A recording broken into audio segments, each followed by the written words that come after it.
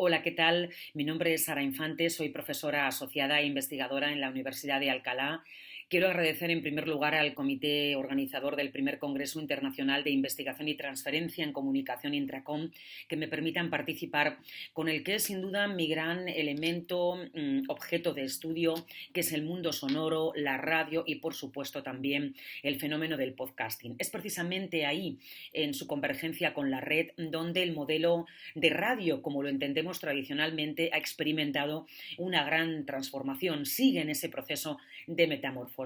Como señalo en mi tesis dedicada a la radio en Internet, nuevas fórmulas y nuevas audiencias, aquellos que vaticinaban hace algunos años la llegada de la radio digital y el apagón de la radio analógica, se equivocaban de alguna manera. Esto no llegó nunca a ocurrir, nunca operadores, fabricantes, ninguno de los actores que intervenían se pusieron de acuerdo, y ha sido precisamente en la red, ha sido en ese nuevo medio donde la radio ha vivido todos estos cambios. ¿Por qué? Porque pertenecemos a una sociedad del siglo XXI absolutamente móvil e hiperconectada. Hoy día ese transistor de nuestros abuelos se ha convertido en un smartphone absolutamente extendido. Hablamos de una radio móvil que camina hacia una radio 3.0 multicanal, de segmento, portátil, muy personalizada. Y en esto es donde precisamente también las cadenas radiofónicas, cadenas como COPE, SER, Onda Cero, están implementando, trabajando en el desarrollo de sus apps, de sus aplicaciones para adaptarse a esa movilidad del usuario. Pero muchas preguntas, ¿no? ¿Hacia dónde va la radio? ¿Hacia dónde está caminando? El modelo de negocio de la radio en España sigue basado en las viejas estructuras convencionales de hace algunos años, en el peso que tienen las emisoras, las FMs, las frecuencias moduladas, pero sin duda Internet ha logrado que la radio dé un paso más allá y encuentre un hueco en la red. Estas cadenas han hecho un esfuerzo en la producción de sus programas, han hecho un esfuerzo también desde el punto de vista tecnológico y desde el punto de vista de la digitalización. Me gustaría citar los tres pilares en los que se podría sentar el negocio radiofónico según Bonet, que serían el producto, por un lado, es decir, la programación, la cobertura, el alcance, la audiencia, sería el segundo, y el tercero, las maneras de financiación o de publicidad. Ha sido sin duda el producto, es decir, los contenidos y también la tecnología, esos dos aspectos que más han cambiado, se han implementado y se han transformado con la llegada de Internet y la convergencia de la radio en Internet. Esa transformación la vive la radio desde tres enfoques. Por un lado, la convergencia, como apuntaba también o como apunta el profesor Henry Jenkins, la cultura de la convergencia, donde los medios clásicos y los nuevos se entrelazan. En esta nueva radio hablamos de un modelo comunicativo de participación interactiva, como apuntó también el profesor Cebrián Herreros hace algunos años. La interactividad es la pieza clave también en este nuevo engranaje, en el cual el usuario sube unos escalones para adoptar una posición activa, crítica, también dinámica, participativa, ¿no? Y la digitalización, que es ese proceso de transformación tecnológica y de creación de contenidos. Adaptar su modelo de producción y elaboración al nuevo sistema es una tarea en la que sin duda están poniendo bastante empeño las emisoras. El sector de la radio obviamente converge en torno al podcast. Podríamos comentar que ya en agosto del año 2019 la cadena estadounidense de radio Entercom compraba a las empresas de podcast Cadence 13 y Pineapple Street Media, que han llegado a alcanzar nada más que 150 millones de descargas mensuales en la segunda mitad de año. Un año antes también otra compañía, iHeart Media, había entrado ya en el mundo del podcast al comprar la productora Staff Media. Por tanto, sí que empezamos a hablar ya de un modelo de negocio en algunos países. Pero ¿cuál es la realidad sonora en España? Bien, estudios como el IAB nos dicen que en 2001 se consolida la utilización, el consumo de audio digital en nuestro país. Pero nos preguntamos, ¿qué es audio digital o en qué contexto se reproduce este audio digital? El audio digital son emisoras de radio que emiten en streaming online, son emisoras de radio que suben contenidos a la carta, entre ellos el podcast.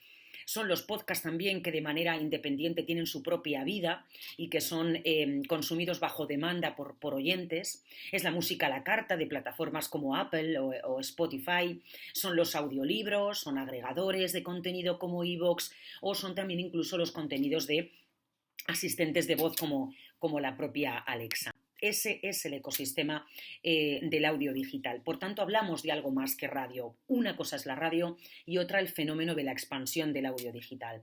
Está al servicio de las cadenas radiofónicas, de grandes cadenas, el podcast, digamos que desde 3 puntos: la difusión, los contenidos y la audiencia. La difusión, hablamos de una radio evidentemente bajo demanda, hablamos de contenidos porque enriquece mucho la oferta de contenidos y favorece la especialización temática, y también la audiencia porque evidentemente el oyente se convierte en programador, puede llegar a confeccionar su propio menú de podcast.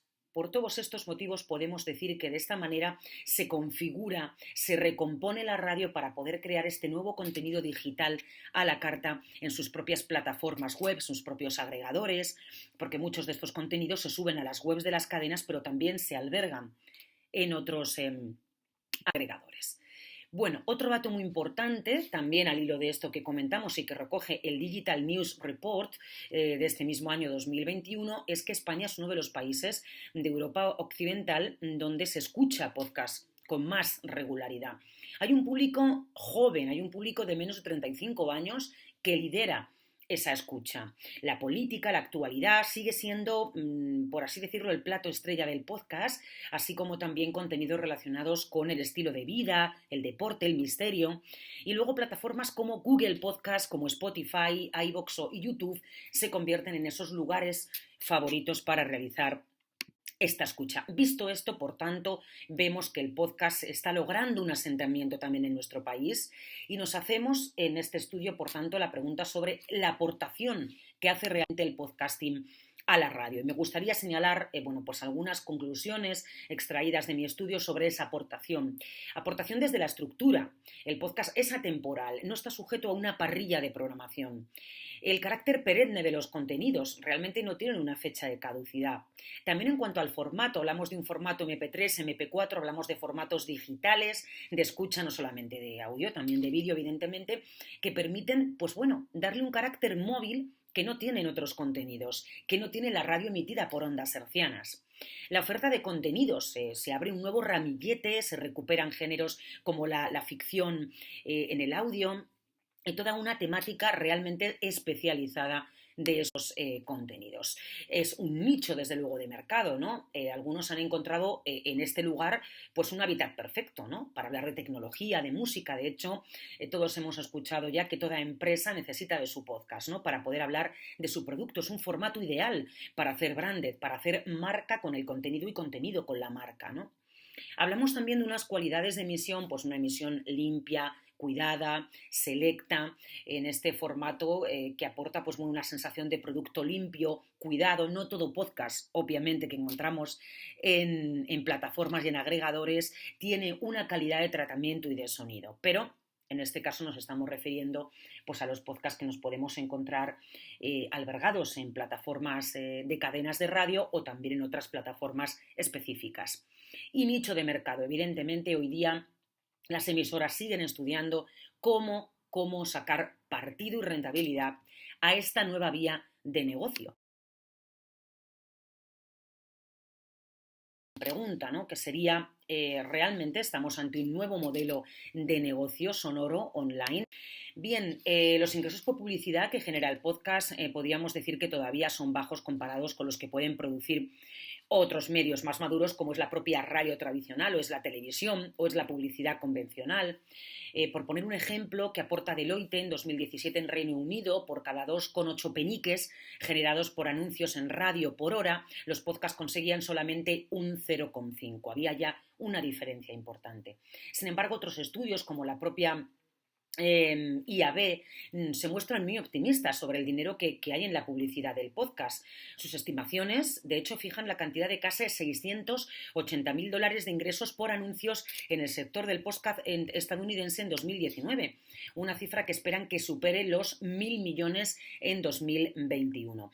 Y de hecho, nuevas plataformas emergentes como Podimo pues están celebrando en este momento la cantidad de ingresos que han acumulado y que les va a permitir poder seguir enriqueciendo su plataforma con nuevos podcasts. De hecho, por ejemplo, vamos a encontrar aquí en el apartado, en la esquina derecha superior, la suscripción. Ese es el modelo con el cual podemos decir que monetiza este formato plataformas como Podimo o plataformas como iVoox Plus.